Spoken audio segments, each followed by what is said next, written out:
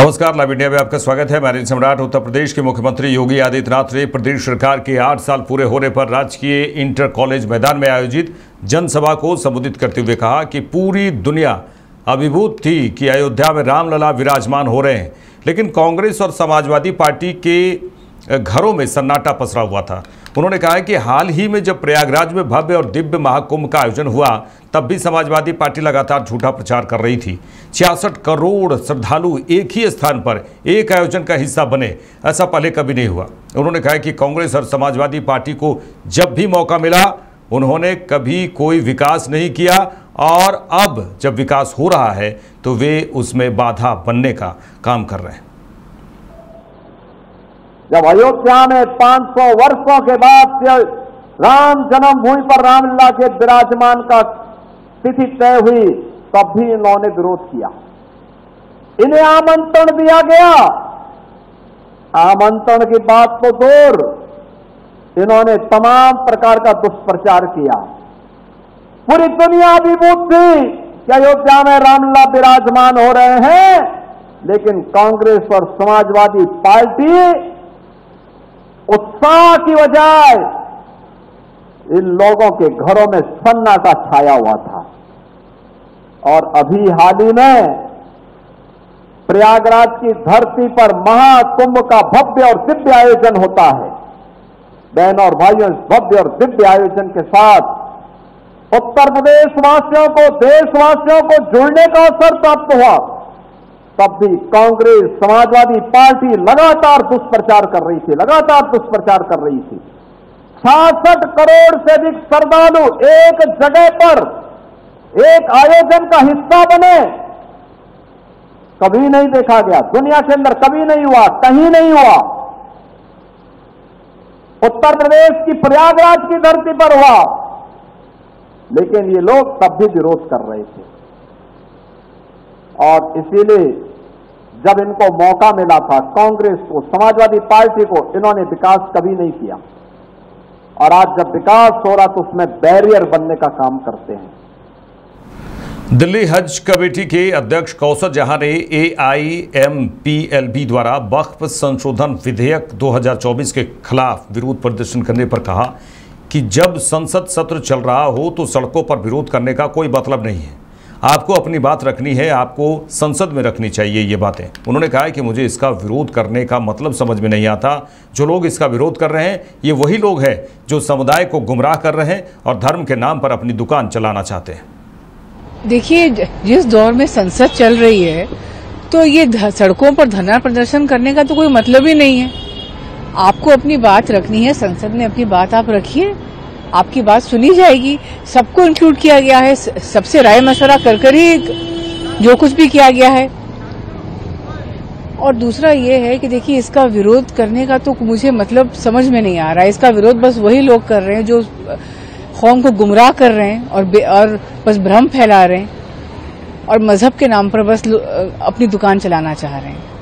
BJP के बड़े नेता जगदम्बिका ने कि जेपीसी की बैठक में हर एक विषय के ऊपर इस बिल को लेकर चर्चा हुई तफसील से। अभी बिल आया नहीं है, उसमें क्या है किसी को कुछ पता नहीं है। ऐसे में इस बिल को लेकर लगातार इतने बड़े स्तर पर प्रोटेस्ट करना सिर्फ गुमराह करना है, लोगों को परेशान करना और कुछ नहीं। देखिए, जगदम्बिका पाल जी बिल्कुल सही कह रहे हैं। ये बस केवल मतलब भ्रम फैलाने वाली बात है। फिर दोहरा रही हूँ, ये निष्पक्षता और पारदर्शिता की ओर एक बहुत ही बड़ा और महत्वपूर्ण कदम है, जो कि मुस्लिम महिलाओं को भी सशक्त करेगा।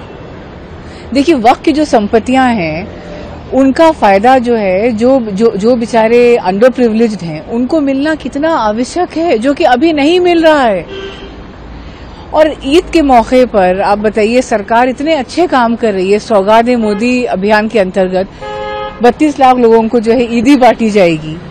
तो जो समझदार लोग हैं या फिर जो मेरे ख्याल से जागरूक लोग हैं मुसलमान कौम के, वो समझते हैं कि ये बीजेपी नेता मोहसिन रजा ने उत्तर प्रदेश के मुख्यमंत्री योगी आदित्यनाथ के बयान पर कहा कि मुख्यमंत्री योगी आदित्यनाथ ने वही बात कही है जो सारा देश कह रहा है। विपक्ष के लोगों ने अपनी तुष्टीकरण की राजनीति के चक्कर में देश के महापुरुषों को सम्मान करना छोड़ दिए हैं। विपक्ष उन आक्रांताओं का महिमा मंडन करते हैं जिन्होंने हमारे देश पर जुल्म और अत्याचार किए थे, केवल एक छोटे से वोट बैंक के लिए। उन्होंने कहा है कि देश की जनता ने ऐसे लोगों को नकार दिया है। बीजेपी ने हमेशा देश के महापुरुषों का सम्मान किया है। देखिए, माननीय मुख्यमंत्री आदरणीय योगी आदित्यनाथ जी ने जो बात कही है, पूरा देश वही बात कह रहा है जो माननीय मुख्यमंत्री जी कह रहे हैं कि ये जो विपक्ष के लोग हैं, ये तुष्टीकरण की राजनीति के चक्कर में इन्होंने अपने देश के महापुरुषों का सम्मान छोड़ दिया। जिन्होंने आक्रांताओं ने हमारे देश पर जुल्म किए, जिन्होंने अत्याचार किए, उनका महिमा मंडन करते हैं सिर्फ एक छोटे से वोट बैंक और अपनी सत्ता पाने के लिए। तो इसलिए ऐसे लोगों को नकार दिया है देश की जनता ने। और ये अच्छी तरह से सब देख रहे हैं कि विपक्ष, चाहे कांग्रेस हो, समाजवादी पार्टी हो या अन्य राज्यों के छोटे छोटे दल हो, सबका यही अपना एक बन गया है कि औरंगजेब की तारीफ करो, बाबर की तारीफ करो, ताकि एक वोट बैंक को अपना हासिल करने के लिए देश के तमाम महापुरुषों को अपमानित करने का काम अगर किसी ने किया है, वो विपक्ष ने किया है। और भारतीय जनता पार्टी ने हमेशा देश के महापुरुषों का सम्मान किया और हम आज भी करते हैं। और उनके सम्मान के लिए हमें कुछ भी करना पड़ेगा, हम करेंगे। और ऐसे लोगों को महिमा मंडन नहीं होने देंगे जिन्होंने देश पर जुल्म किया है, अत्याचार किया। चलिए आगे बढ़ेंगे। उत्तर प्रदेश के डिप्टी सीएम केशव प्रसाद मौर्य ने कहा है कि वक्फ बिल जेपीसी के बाद सदन में जा रहा है। जो विरोध प्रदर्शन हो रहे हैं वह प्रायोजित है, चाहे वह कांग्रेस प्रायोजित हो, सपा प्रायोजित हो या बीजेपी विरोधी दलों द्वारा प्रायोजित हो, लेकिन इससे कुछ नहीं होगा। यह संशोधित विधेयक देश के 90% मुसलमानों के कल्याण के लिए आ रहा है। वक्फ बोर्ड जेपीसी के थ्रू सदन में जा रहा है और जो प्रोटेस्ट कर रहे हैं वह प्रयोजित है, चाहे वो कांग्रेस प्रयोजित हो, चाहे सपा प्रयोजित हो, चाहे भाजपा विरोधी दलों के द्वारा प्रयोजित हो, लेकिन उससे कुछ नहीं होगा। ये देश के 90% मुसलमानों की भलाई के लिए वक्फ बोर्ड संशोधन बिल आ रहा है। नोटिस तो जो कानूनी प्रक्रिया, कानून अपना काम करेगा। समाजवादी पार्टी के सांसद रामजी लाल सुमन के आवास पर पथराव किया गया, खिड़कियों के शीशे तोड़े गए और बाहर खड़े गाड़ियों में भी तोड़फोड़ की गई। और आपको बता दें कि समाजवादी पार्टी समाजवादी पार्टी के सांसद डिम्पल यादव ने सपा सांसद रामजी लाल सुमन के आवास के बाहर तोड़फोड़ और पथराव पर कहा कि अगर हम उत्तर प्रदेश की स्थिति देखें, जहां सड़कों पर बम फट रहे हैं, जहां महिलाएं सुरक्षित नहीं हैं, यह सरकार की जिम्मेदारी है। अगर ऐसी घटनाएं हो रही हैं तो यह बहुत ही दुर्भाग्यपूर्ण है। उन्होंने कहा कि आप युवा पीढ़ी को क्या संदेश देना चाहते हैं। सरकार को इसके खिलाफ सख्त कार्रवाई करनी चाहिए। कहीं न कहीं यह सरकार द्वारा करवाया गया कृत्य है। करनी सीधा उनके घर में घटी है और his car, his house, the whole premises has been vandalized. अगर हम देखेंगे उत्तर प्रदेश के हालात, जहां अब सड़कों में बम फूट रहे हैं, जहां महिलाएं सुरक्षित नहीं हैं, और कहीं ना कहीं ये सरकार की जिम्मेदारी बनती है। ऊपर से मेंबर ऑफ पार्लियामेंट के घर अगर इस तरह की घटना हो रही है, जिस तरह आपने संज्ञान में बात लाए हैं, क्योंकि हम तो अंदर से हमें इतना इस बात का संज्ञान है, तो बहुत ही दुर्भाग्यपूर्ण है। और आप ये क्या संदेश देना चाहते हैं हमारी सोसाइटी को, और इससे जो यंगर जनरेशन है वो क्या सीखेंगे, किस तरह का उपद्रव जो मचाया जा रहा है पूरे उत्तर प्रदेश में। मैं समझती हूँ सरकार को उस पर स्ट्रिक्ट एक्शन लेना चाहिए। और अगर कोई लोग संपर्क भी करते हैं शासन और प्रशासन से, तो ये शासन प्रशासन वाले समय पर नहीं पहुंचते हैं, जानबूझ के नहीं पहुंचते हैं, और कहीं ना कहीं ये सरकार द्वारा कराई हुई पूरी हरकत है। झारखंड सरकार की महत्वाकांक्षी योजना मैया सम्मान योजना, जिसमें सरकार ने चुनाव के समय राज्य के 18 से 50 वर्ष की महिलाओं को 2500 रुपये प्रतिमाह सम्मान देने का वादा किया था। चुनाव जीतने के बाद महिलाओं के खाते में 2500 की एक किस्त तो मिली, परंतु 3 माह का एक मुश्त 750 रुपये एक साथ कई महिलाओं को मिले, कई महिलाओं को नहीं मिले। आपको बता दें कि जब महिलाएं बैंक गई, जिन महिलाओं को नहीं मिला पैसा, वो महिलाएं बैंक जा रही हैं, पैसे के लिए बैंक जा रही हैं, लेकिन अधिकतर महिलाओं का किस्त नहीं मिलने के कारण बैंक कर्मियों ने बताया क्या समस्या है। बैंक कर्मियों ने ये बताया कि डीबीटी नहीं आई है, आधार लिंक नहीं है, मोबाइल नंबर आधार से नहीं जुड़ा है, जैसे तमाम परेशानियां दी जा रही है बैंक से। इसके बाद भी महिलाएं लगातार बैंक, प्रज्ञा केंद्र और प्रखंड का चक्कर लगा रही हैं। बच्चा लेके 4-5 बार आ चुके हैं, को बार भी नहीं मिला है। अब आए आज होगा नहीं होगा भी नहीं पता। कितना दिन से आ रहे हैं? हो गया 2-3 दिन। आप लोग यहाँ पे किस लिए खड़े हैं और क्या परेशानी आ रही है? हम लोग तो यहाँ आए हैं मैया सम्मान योजना का पैसा के लिए आए हैं। हम लोग भरे हैं फॉर्म, लेकिन हम लोग को एको बार पैसा नहीं मिला है। क्या बोल रहा है बैंक बोल रहा है कि जाइए एक आदमी बोलिए क्या बोल रहे हैं? डीपीटी कराने के लिए बोल रहा है, तो हम लोग वो भी कराए। अभी चेक करवाने के लिए आए हैं, अभी क्या बोलेगा देखते हैं। कितने दिनों से आप लोग परेशान? हम लोग 2 बार आ चुके हैं, एको बार हम लोग भेंट नहीं किए हैं इनको। ये गए थे मीटिंग में और एक बार घर में चल गए थे कि छुट्टी करके चल गए हैं। तो आज हम लोग को मिले हैं ये, अब देखते हैं नंबर लगाए हैं वहाँ क्या बोलते हैं। क्या नाम है? सरिता देवी। कहाँ से हैं? हम लोग बसंतपुर से हैं। किस परेशानी आप लोग फंसे हुए? मैया सम्मान योजना की क्या क्या परेशानियाँ आ रही है?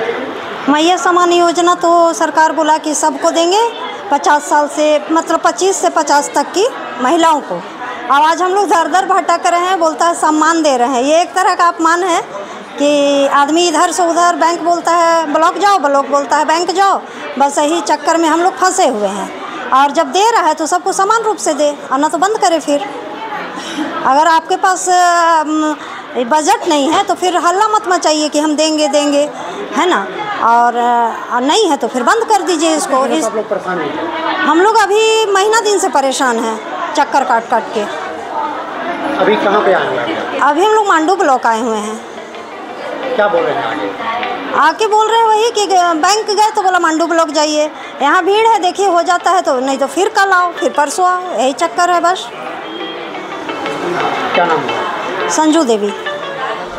भुरकुंडा के रामनवमी मैदान में भुरकुंडा थाना चौक मंगल जुलूस का भव्य स्वागत किया गया। मंगलवार को इस मंगल जुलूस में रामगढ़ के मातृशक्ति और हिंदुओं सनातन धर्म का जन सैलाब उमड़ा।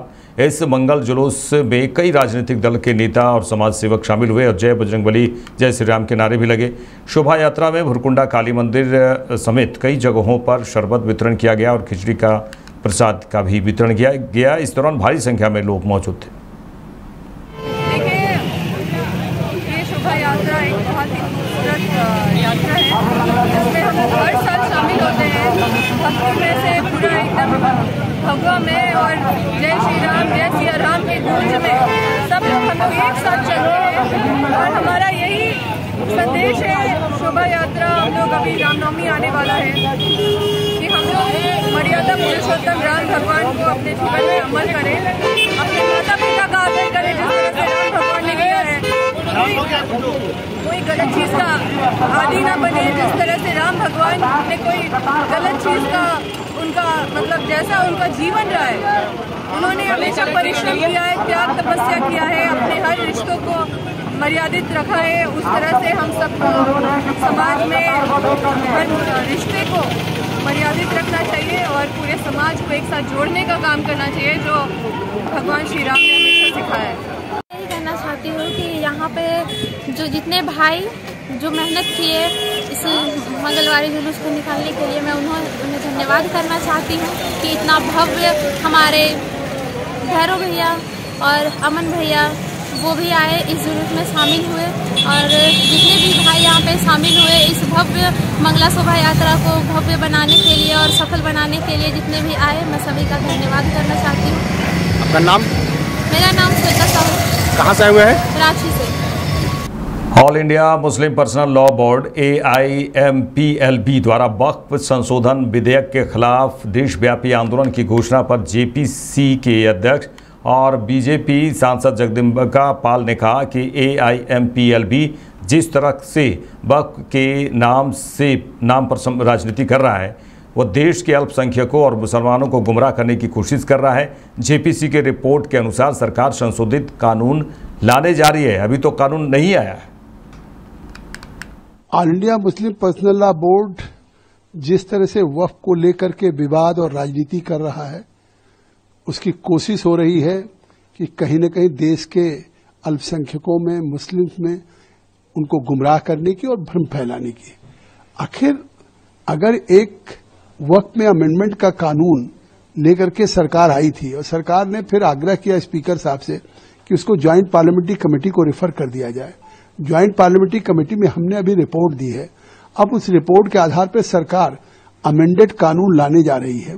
अभी कानून आया नहीं अमेंडेड कानून, और उसके पहले जिस तरह से एक सोची समझी रणनीति के तहत आज पटना जा रहे हैं और उसमें जेपीसी के वो मेंबर्स भी हवा दे रहे हैं, चाहे मुस्लिम लीग यूनियन के हों, ओवैसी हों या और उबैदुल्ला हों या हमारे मोहिबुल्ला साहब हों, सैयद नसीर हों, सारे लोग जिस तरीके से एक हवा दे रहे हैं, तो ये कहीं न कहीं देश में इस वक्फ को लेकर के, जबकि सरकार साफ कर चुकी है कि हम इसमें अमेंडमेंट इसलिए ला रहे हैं कि उस वक्फ की प्रॉपर्टी का जो इनकम है उसका फायदा गरीबों को मिले, अल्पसंख्यकों को मिले, पसमानदा को मिले, बच्चों को मिले।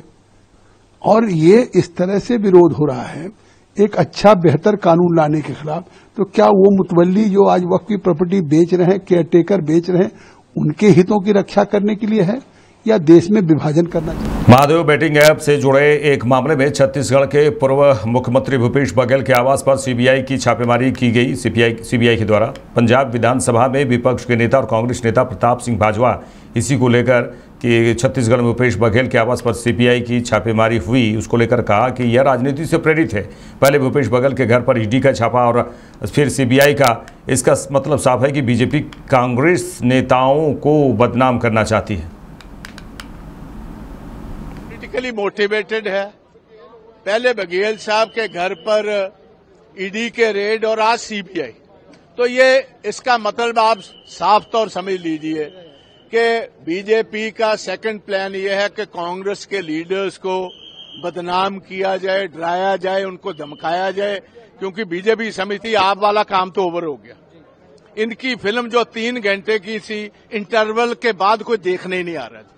इनकी फिल्म का ये हाल है, पॉलिटिकली मोटिवेटेड है। हम इस रेड को कंडेम करते हैं और बीजेपी को मैं कहना चाहता हूं अपनी नेशनल एजेंसीज को इस काम के लिए इस्तेमाल मत कीजिए।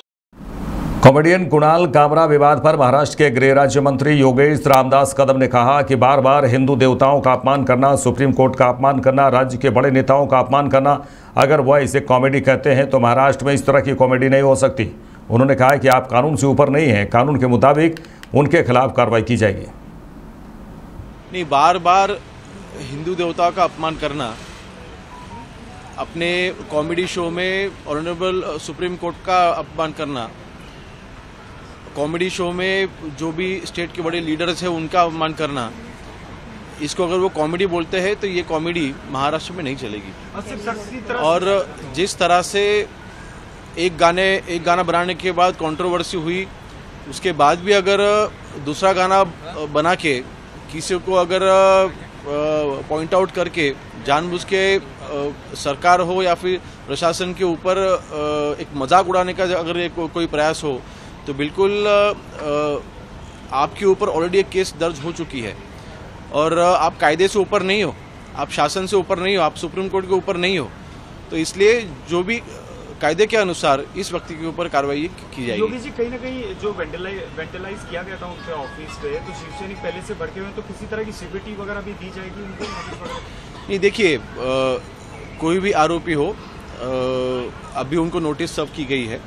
पुलिस स्टेशन में जब भी वो आएंगे तो बिल्कुल आरोपी को उसके ऊपर अटैक ना हो, उसके ऊपर कोई मतलब उसको कोई हार्म ना पहुंचे, ये जिम्मेवारी प्रशासन की होती है। तो जरूर वो जो भी जरूरी स्टेप्स वो उठाई जाएंगी। छत्तीसगढ़ के पूर्व मुख्यमंत्री भूपेश बघेल के आवास पर कथित तौर पर सीबीआई की छापेमारी पर कांग्रेस नेता सुशील आनंद शुक्ला ने कहा कि इससे पहले बीजेपी ने ईडी को भेजा था उनके घर, अब फिर सीबीआई को भूपेश बघेल के रायपुर और भिलाई आवास पर भेजा गया।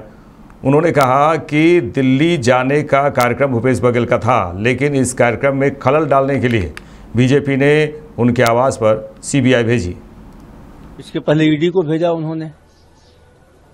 सीबीआई ने इस एक मामले में उनके खिलाफ अदालत में मुकदमा दायर किया था, जिसे अदालत ने चलने लायक नहीं समझा। अब झुंझलाहट में फिर से सीबीआई को भेजा गया है। भूपेश बघेल जी के निवास में, भिलाई निवास, रायपुर निवास में सीबीआई आई है।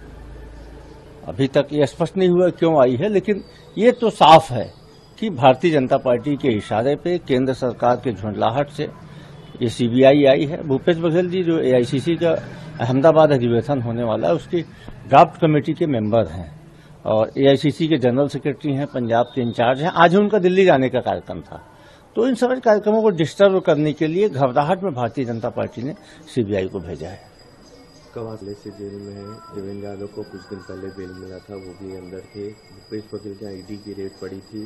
सीडी मामले में उनको रिहा भी किया गया था। कोर्ट में मामला चल रहा था जिसे हुआ था। किस तरह ये पूरे लगातार जो ये सारा का सारा षड्यंत्र भारतीय जनता पार्टी की झुंझलाहट है। भारतीय जनता पार्टी सीधे राजनीतिक मुकाबला नहीं कर पा रही है, तो कांग्रेस के नेताओं को परेशान करने की नीयत से सब सीबीआई को भेजा गया। इसके पहले ईडी को भेजा गया था, कुछ हासिल नहीं हुआ।